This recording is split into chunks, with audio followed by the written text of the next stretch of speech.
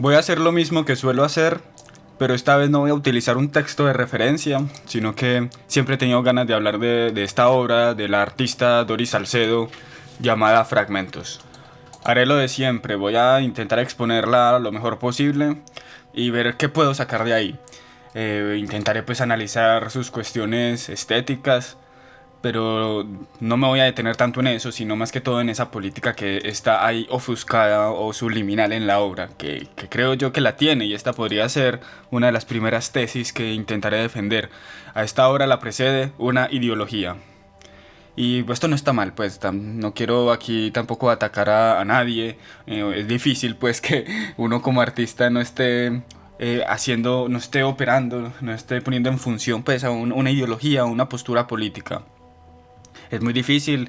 Yo creo que lo importante es intentar reconocer y no ser inocente precisamente de uno mismo, que uno no se convierta pues en una herramienta del partido político o del político de turno o de la misma ideología pues de la que estamos hablando, sino que uno opere conscientemente, con convicción en dicha ideología.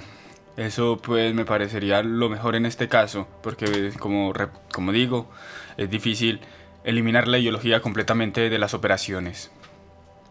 Bueno, pero Doris Salcedo también lo expresa, yo creo que no rechazaría esto que acabo de decir. Ella dice literalmente: yo soy una artista política que trabaja desde el tercer mundo, que ve la vida desde el tercer mundo. Me interesa analizar el poder y cómo aquellos que detentan el poder manipulan la vida. Esta frase voy a regresar a ella más adelante. Pero bueno, le interesa el poder, le interesa lo político, y también ha dicho esto que se dice mucho, que el arte es político. Y es una frase con la que, digamos, yo tengo cierta incomodidad, porque obviamente yo la entiendo y la acepto, no en sentidos absolutos. Obviamente yo me puedo poner los lentes de la política y ver cualquier cosa, ver el sentido político de cualquier cosa. Pero como me los pongo, también me los quito y puedo excluir lo político de cualquier juicio que emita de cualquier cosa que vaya yo a juzgar.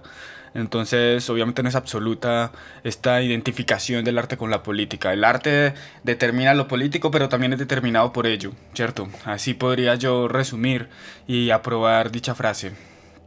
El problema también con esto del arte político o la política como objeto del arte es que se corre el riesgo de que el arte se convierta en una especie de medio documental, que documente pues estas coyunturas sociales o estos momentos sociales, o peor aún, que el arte se convierta en publicidad política. Esto yo creo que es lo que más habría que evitar, que el artista termine siendo un publicista sin darse cuenta. Bueno, sí, insisto, pues si lo sabe y sabe que está apoyando un partido político, pues bien, pues si lo hacen por convicción, no tendría pues problema. Aquí ya la cuestión sería entonces poner a crítica esas ideas que está intentando defender.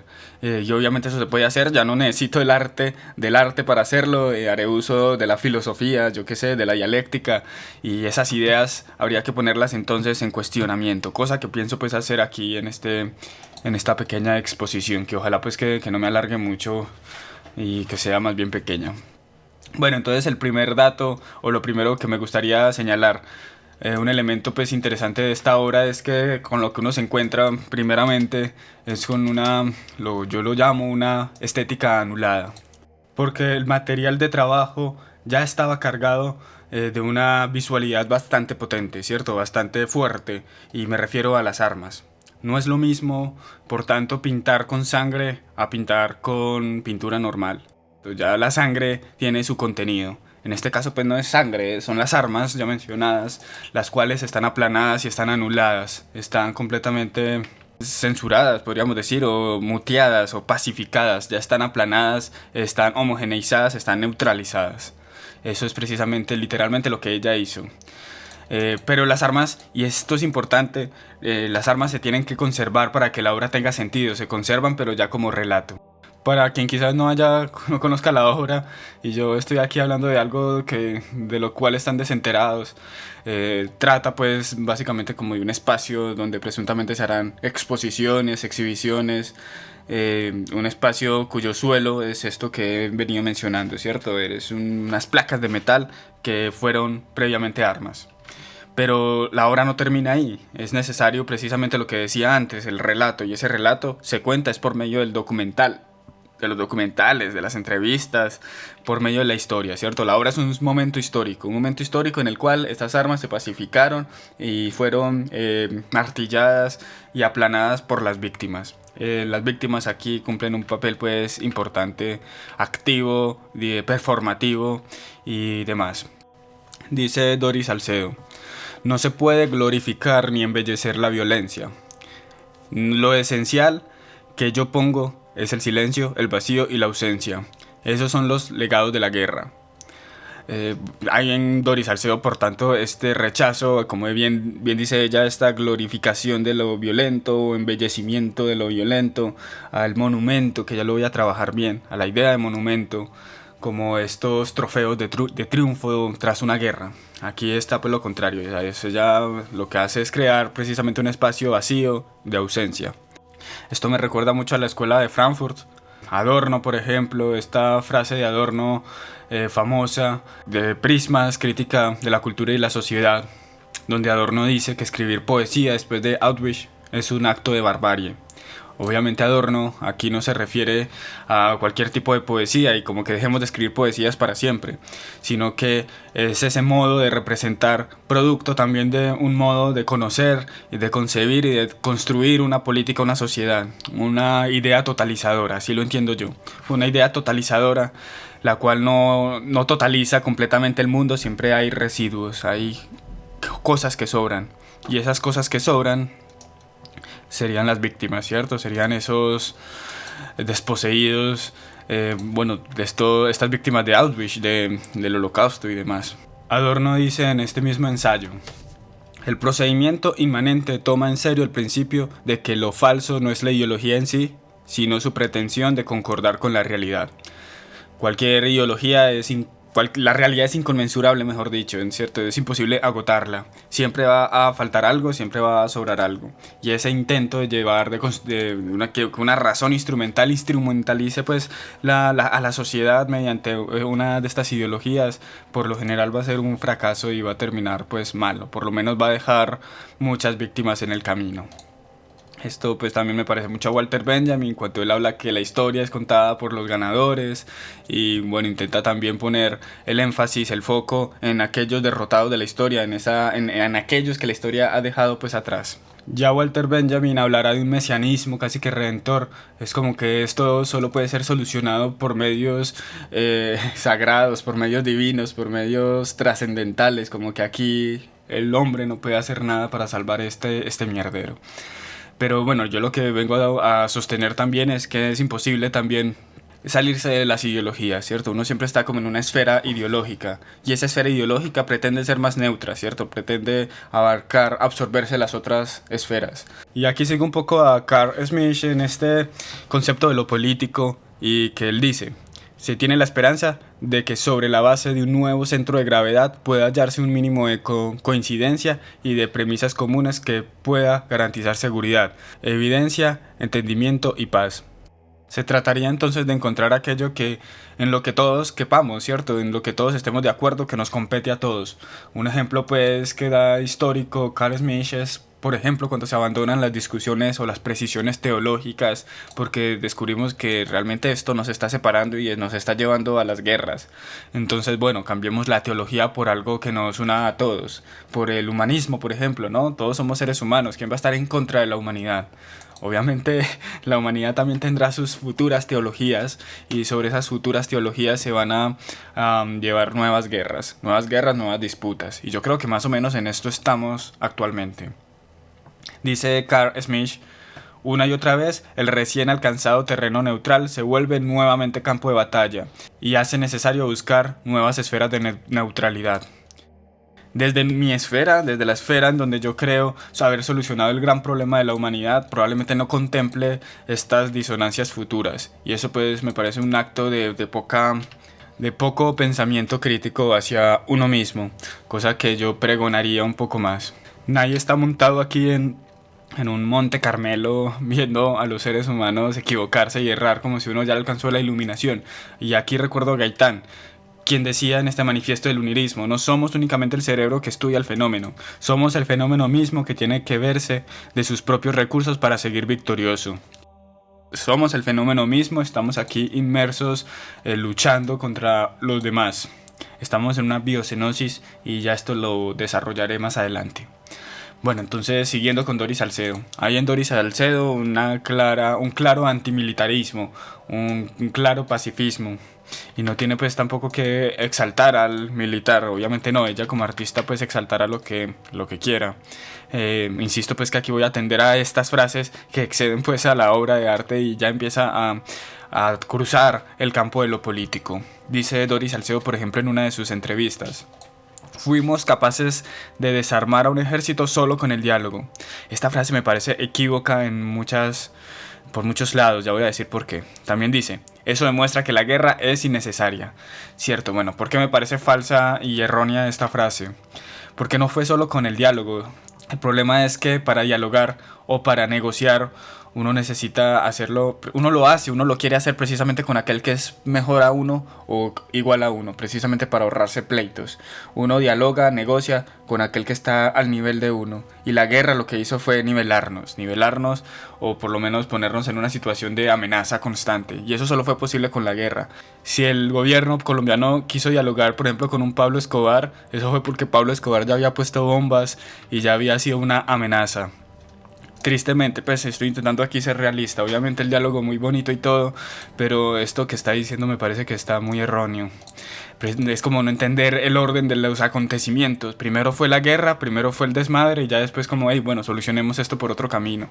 No se solucionaría algo que por otro camino sin antes cruzar por este de la guerra.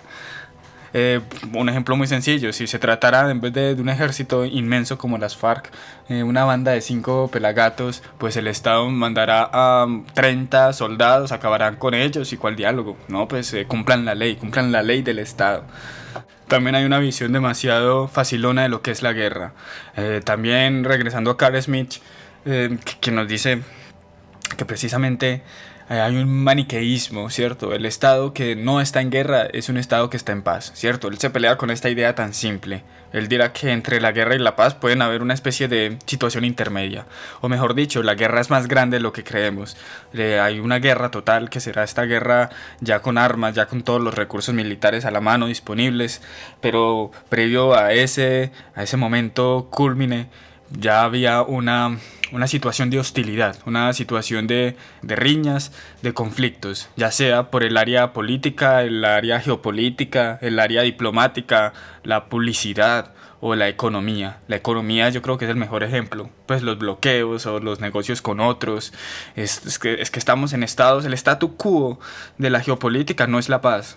Es un estado de guerra subliminal. Esa sería otra tesis por defender, que la voy a dejar pues hasta aquí. La desarrollaría tal vez en otro programa para no hacer este tan largo. Bueno, entonces, a este antimilitarismo y a este rechazo por la estética propia de aquello que remite a la guerra, también hay un antimonumento, ¿cierto? Que es al final lo que ella hará materialmente, un antimonumento. Ya no se trata pues de una escultura que se alza sobre nosotros, sino de un suelo bajo nosotros. Ella dirá: las armas yacen como sostén de memoria. Ya no serán las armas, ya serán eso que dejó atrás y que se conserva como memoria. Y las armas se conservan también como relato, ¿cierto? Ahí está esta metáfora también operando. Dice también: las armas no merecen ser monumentalizadas.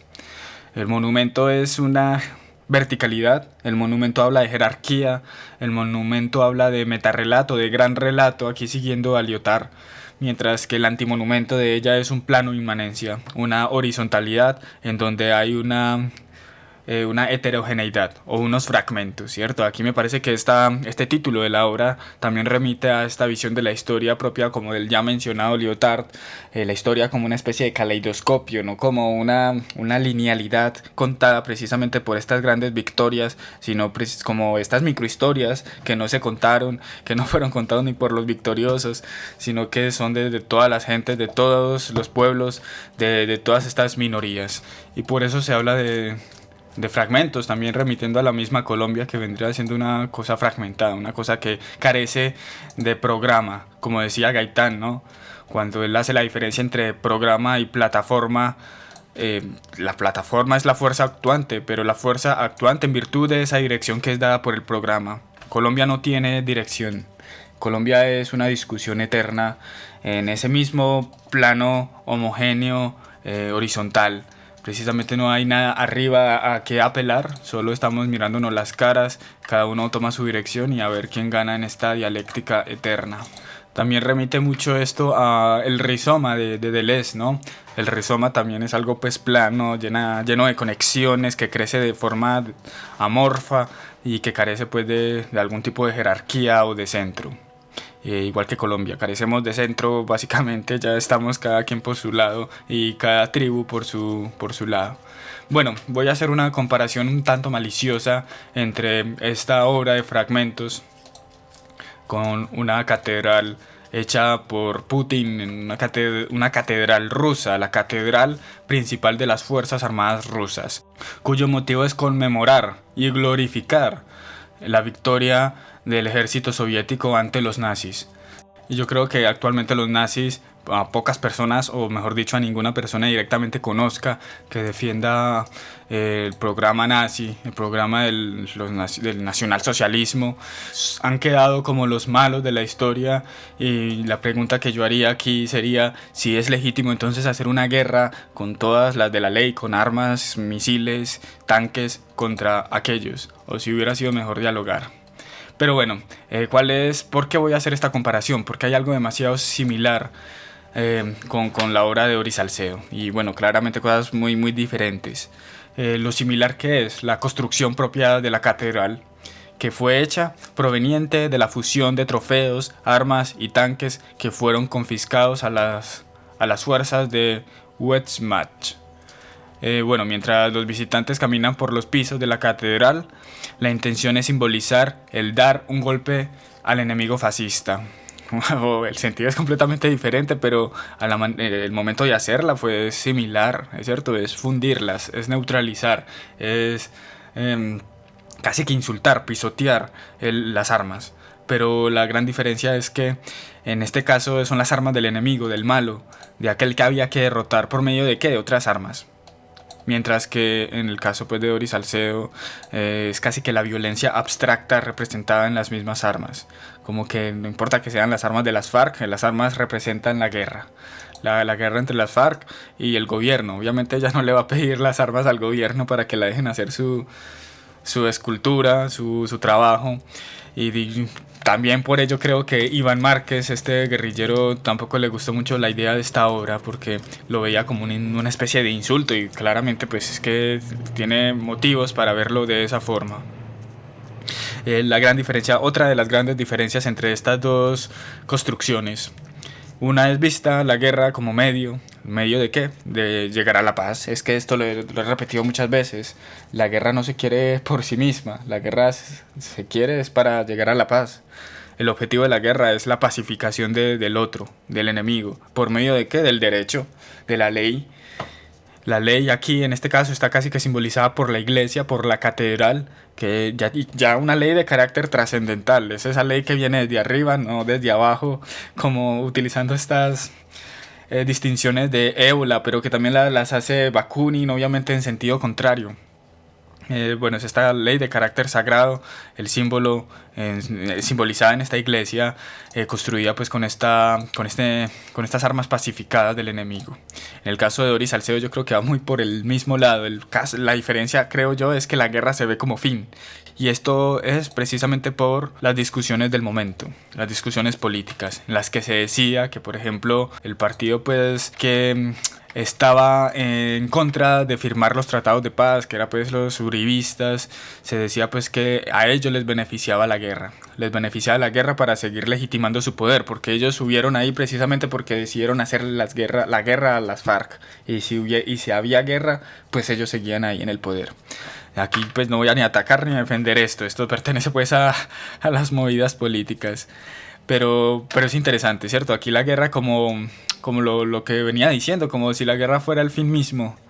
y el objetivo fuera seguir en la guerra, pero no hay ningún objetivo tras la guerra. Y como símbolo de paz tras la destrucción de las armas, ya no es esta justicia de carácter divino de la Iglesia Ortodoxa rusa, sino que es un lugar de memoria, este lugar vacío para que nosotros mismos lo llenemos por medio de nuestras experiencias. Bueno, nosotros, digo nosotros, pero realmente se trata de las víctimas. Aquí la división víctima-no víctima sería interesante trabajarla más adelante. Bueno, es ese espacio donde cabe la heterogeneidad, la discusión, las memorias, y bueno, casi que es una fe ciega también en que la discusión nos va a pacificar, nos va a entender, nos va a reconocernos, nos va a hacer sentir empatía unos con otros y vamos a encontrar la paz por medio de este proceso. Voy a volver a tocar el tema de la justicia que me parece tan importante y tan conflictivo en este pensamiento de esta nueva izquierda y acudo pues precisamente a uno de estos teóricos, Guattari, en la revolución molecular, que junto a Deleuze yo creo que son los representantes más fuertes de esta nueva izquierda, pues entre otros claramente. Bueno, en este libro de la revolución molecular tienen un apartado, tienen todo un capítulo dedicado a la justicia y lo cierto es que no dicen mucho, o por lo menos no presentan mucho una solución. Lo que sí hace, y me parece muy interesante, es la crítica que le hacen incluso a la misma izquierda con la que ellos están peleando, una izquierda quizás más clásica. Dice Guattari: la idea de justicia es reaccionaria en sí misma, puesto que promueven una interiorización de la represión. Contra esto se están peleando y yo creo que esta cuestión de la represión es el elemento crucial para distinguir estos dos polos políticos. Lo que hoy conocemos como represión, probablemente un griego de hace 2000 años conocería como autocontrol. Aquí la diferencia está el valor. Uno es visto como algo negativo mientras que el griego lo ve como algo positivo. Esto me parece que es crucial, pero bueno, voy a seguir. Las masas inventarán algo, pero no una nueva justicia, un nuevo código o buenos jueces, porque si lo hicieran, entonces estarían inclinándose hacia el fascismo. Cierto, tenemos que hacer una cosa diferente, no podemos seguir con lo mismo. Han sido precisamente estas luchas, estas justicias, luchando unas a otras, o mejor dicho, siguiendo a Adorno, estas ideas totalizadoras de la sociedad, totalizadoras que buscan precisamente pacificar a la sociedad, lo que han creado las guerras. Por eso hay que buscar una alternativa distinta. Dice Guattari: y mira, por dónde los partidos de izquierda reclaman una justicia mejor, o dicho de otro modo, piden buenos jueces, buenos policías, buenos amos. Y me parece curioso esto porque es parecido a lo que dice Gómez Dávila en un escolio, que dice de esta forma: el pintoresco traje del revolucionario se descolora insensiblemente en severo uniforme de policía. Mejor dicho, los policías de hoy eran los revolucionarios del pasado y los revolucionarios del futuro traerán nuevos policías, traerán nueva justicia, traerán un nuevo orden y una nueva represión. Esto más o menos está aquí, igual Guattari está queriendo decir. Insisto, ¿cuál es la solución? Aquí otra frase en donde critica a esta izquierda más clásica. Dice Guattari: los movimientos de izquierda no solamente no han hecho nada para cambiar la situación, sino que además reproducen en su interior sistemas burocráticos y represivos muy similares a los del poder. Ellos pretenden hablar en nombre del pueblo, pero sin tomar ninguna medida que favorezca la cristalización social necesaria para gestionar de manera directa los problemas cotidianos del deseo. Ya aquí más o menos me parece que está sugiriendo una solución. Hay que gestionar de manera directa los problemas cotidianos del deseo, gestionar el deseo, pero ¿hasta qué punto gestionar el deseo no es reprimirlo? No estamos luchando pues contra la represión. ¿Cómo gestionar el deseo para no reprimirlo? ¿Cómo dirigirlo hacia X y no hacia Y? Porque, bueno, entre las soluciones, dirá Guattari, sistemas colectivos de autogestión que se encarguen de reorganizar el espacio social y económico desde los cimientos, explorar las causas que han generado los actos tal y cual. La verdad es que me parece que por lo menos en este texto de Revolución Molecular no dice nada, pues no propone nada, solo critica. Y me parece pues bien, me gusta también que critique. De pronto, y esto sí estoy creo que seguro en estos textos de Mil mesetas sí que presentan mejores soluciones. Esto lo voy a leer y quizás lo traiga más adelante, ¿cierto? Pues para que no queden pues con la idea de que esta gente no tiene ni idea, pues para nada. Si tendrán alguna idea, vamos a ver si será buena o mala en un futuro video. El problema, y aquí con lo que me gustaría que nos quedáramos, es que la solución no podría ser la justicia, no podría ser un sistema de justicia semejante al que tenemos, pero con otras reglas para estos señores, ¿cierto? También está Lyotard, que también se preocupa por el problema de la justicia en un mundo heterogéneo, en un mundo sin relato, en un mundo fragmentado, en un mundo como el caleidoscopio, ¿cierto? Un mundo de eso, fragmentado. Y habla de una cosa llamada paralogia. Esto también lo tengo que investigar, pero tiene que ver también como con una discusión eterna, como regreso a la dialéctica, un poco a la sofística. Yo creo que esto va más por el lado de Doris Salcedo, lo de la paralogia. Pero también tendría que decir que precisamente esta igualación la que nos permite estar todos en esta misma horizontalidad, todos con el mismo nivel, todos con el mismo valor y todos con la misma dignidad para hablar de nuestras experiencias, de nuestras opiniones y demás.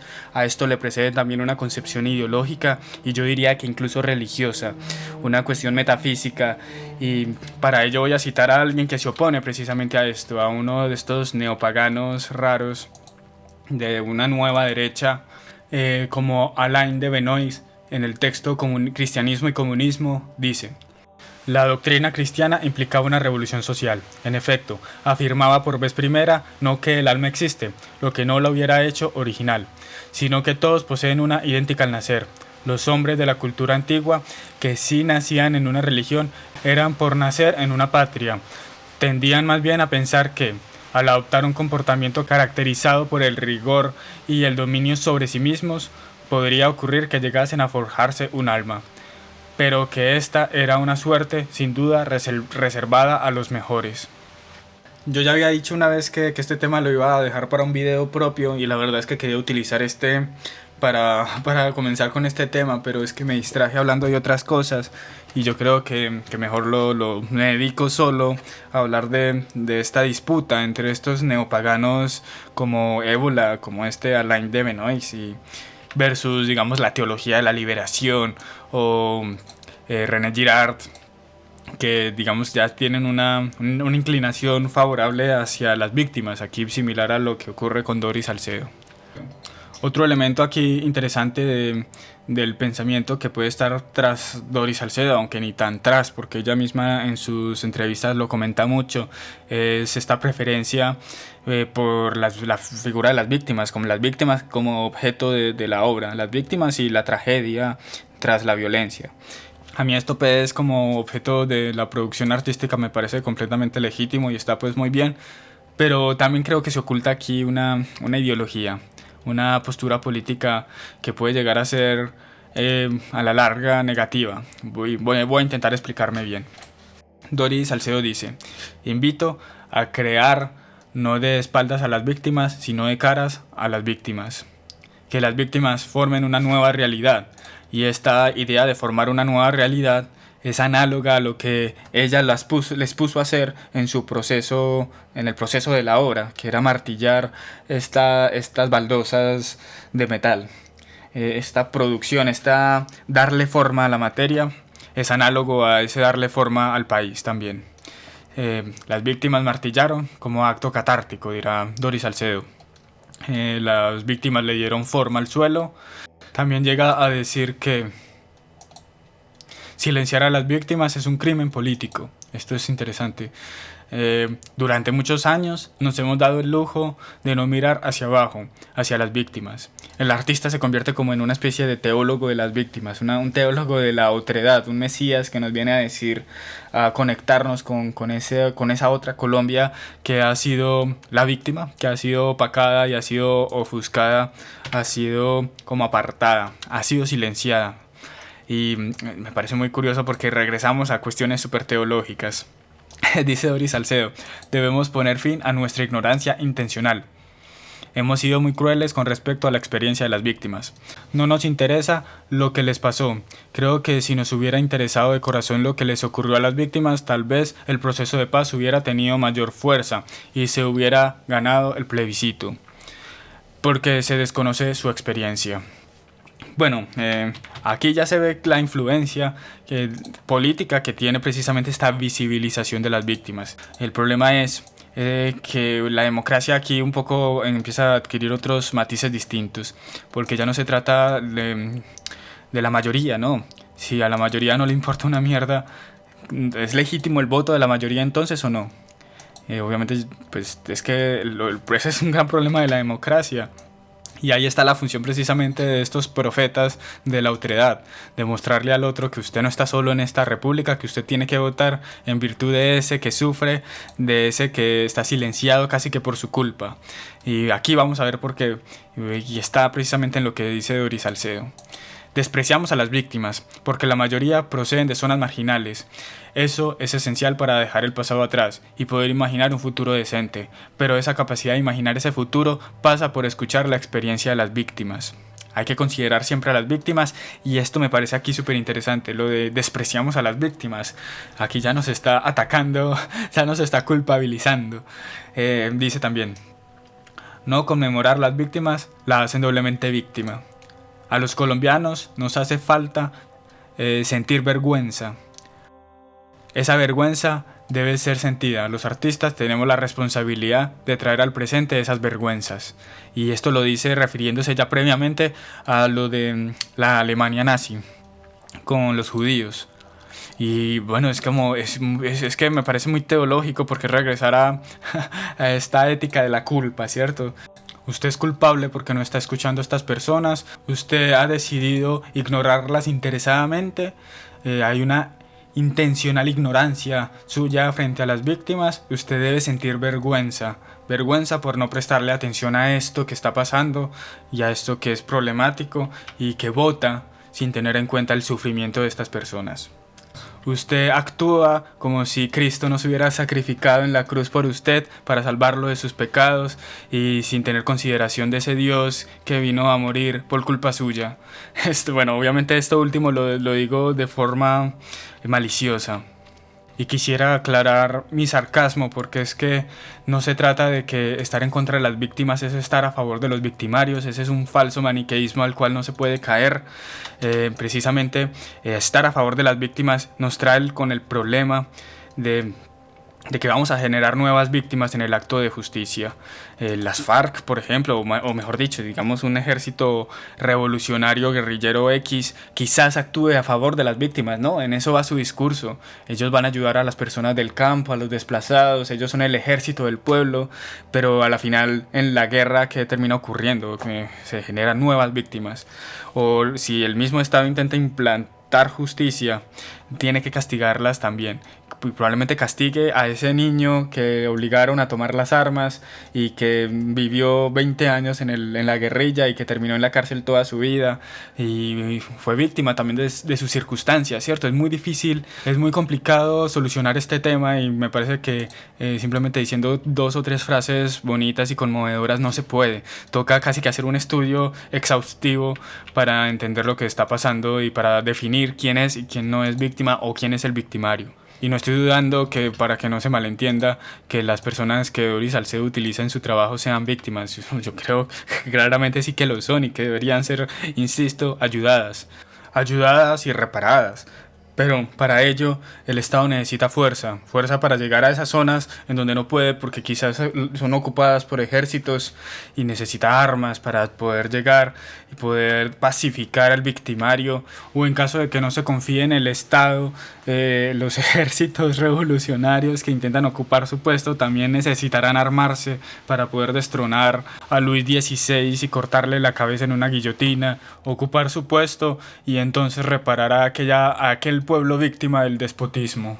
Y bueno, regresamos a estos grandes problemas de dónde proviene la justicia, si existe un derecho natural, una justicia divina, o si toda la justicia es producto del pueblo, y si es producto del pueblo, ¿cuál es el pueblo y cuál es el enemigo del pueblo? ¿Quién merece ser escuchado más que otros? Si aquellos pues que han sufrido tienen un privilegio a la hora de discutir, porque conocen precisamente lo que ocurre, conocen ese lado oscuro, o son otros los que tienen mayor derecho, son, no sé, los quienes hayan estudiado en alguna universidad extranjera, X tipo de carreras y los hace más aptos para tomar decisiones políticas. A la final, ¿quién es el pueblo? O si existe dentro del pueblo gente que merece ser escuchada más que otros. Y para terminar con una frase chocante, voy a citar a Adriano Erriguel en un texto llamado Deconstruyendo a la izquierda posmoderna. Tras las reivindicaciones justicieras de los deliriums tremens moralistas se agazapa, por tanto, una cuestión de poder, como señalaba el historiador italiano Furio Hesi, quien controla una máquina mitológica tiene en su mano la palanca del poder. La mitología victimista es hoy una palanca de poder, el primer disfraz de las razones de los fuertes.